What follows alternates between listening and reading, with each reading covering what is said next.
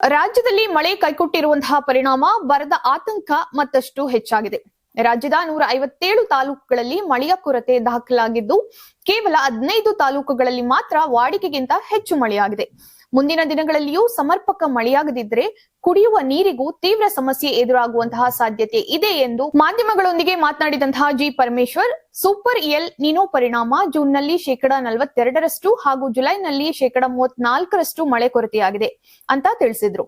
July ತಿಂಗಳಲ್ಲಿ 23 ಜಿಲ್ಲೆಗಳಲ್ಲಿ ತೀವ್ರ ಮಳೆಯ ಕೊರತೆ ದಾಖಲಾಗಿದ್ದು, ಕಳೆದ 15 ದಿನಗಳಿಂದ ಬೆಂಗಳೂರಿನಲ್ಲೂ ಮಳೆಯಾಗಿಲ್ಲ ಎಂದಿದ್ದಾರೆ. ರಾಜ್ಯದಲ್ಲಿ 84 ಲಕ್ಷ ಹೆಕ್ಟೇರ್ ಪ್ರದೇಶ ಬಿತ್ತನೆಗೆ ಯೋಗ್ಯವಾಗಿದ್ದರೂ ಇದುವರೆಗೆ ಕೇವಲ 40.68 ಲಕ್ಷ ಹೆಕ್ಟೇರ್ ಪ್ರದೇಶದಲ್ಲಿ ಮಾತ್ರ ಬಿತ್ತನೆಯಾಗಿದೆ. ಮಳೆಯ ಕೊರತೆಯಿಂದ ಹಲವು ಕಡೆ ಬೀಜಗಳು ಮೊಳಕೆಯೊಡೆಯದೆ ಇನ್ನೂ ಕೆಲವು ಕಡೆ ಬೆಳೆಗಳು ಒಣಗಲಾರಂಭಿಸಿರುವುದರಿಂದ ರೈತರು ಸಂಕಷ್ಟಕ್ಕೆ ಸಿಲುಕಿದ್ದಾರೆ ಎಂದು ಹೇಳಿದ್ದಾರೆ. ಬರ ಪರಿಸ್ಥಿತಿಯನ್ನ ಪರಿಶೀಲಿಸಲು ಮುಖ್ಯಮಂತ್ರಿ ಡಿಕೆ ಶಿವಕುಮಾರ್ ನೇತೃತ್ವದಲ್ಲಿ ಹಲವು ಜಿಲ್ಲೆಗಳಲ್ಲಿ ಸಭೆಯನ್ನ ನಡೆಸಲಾಗಿದೆ.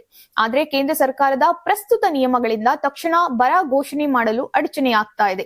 ಆದ್ದರಿಂದ ಎನ್ಡಿಆರ್ಎಫ್ ನಿಯಮಗಳನ್ನ ಸಡಿಲಗೊಳಿಸಿ ಮುಂಚಿತವಾಗಿ ಬರ ಘೋಷಿಸಲು ಅವಕಾಶವನ್ನ ನೀಡುವಂತೆ ಪ್ರಧಾನಿ ನರೇಂದ್ರ ಮೋದಿ, ಗೃಹ ಸಚಿವ ಅಮಿತ್ ಶಾ ಹಾಗೂ ಕೃಷಿ ಸಚಿವ ಶಿವರಾಜ್ ಸಿಂಗ್ ಅವರಿಗೆ ಪತ್ರವನ್ನ ಬರೆದಿರುವುದಾಗಿ ಪರಮೇಶ್ವರ್ ತಿಳಿಸಿದ್ದಾರೆ.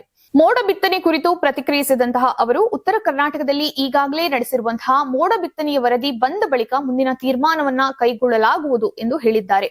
ಮೋಡಗಳೇ ಇಲ್ಲದಿದ್ದರೆ ಮೋಡ ಬಿತ್ತನೆ ಹೇಗೆ ಸಾಧ್ಯ ಎಂದು ಪ್ರಶ್ನಿಸಿದ್ದಾರೆ. ರಾಜ್ಯದಲ್ಲಿ ಈಗಾಗಲೇ 192 ಪ್ರದೇಶಗಳಿಗೆ ಟ್ಯಾಂಕರ್ ಮೂಲಕ ಕುಡಿಯುವ ನೀರು ಪೂರೈಕೆಯನ್ನ ಮಾಡಲಾಗ್ತಾ ಇದೆ. ಆದರೆ ನೀರಿನ ಮೂಲಗಳು ಬತ್ತುತ್ತಿದ್ದು, ಜಲಾಶಯಗಳು ಡೆಡ್ ಸ್ಟೋರೇಜ್ ಹಂತಗಳನ್ನ ತಲುಪಿದೆ.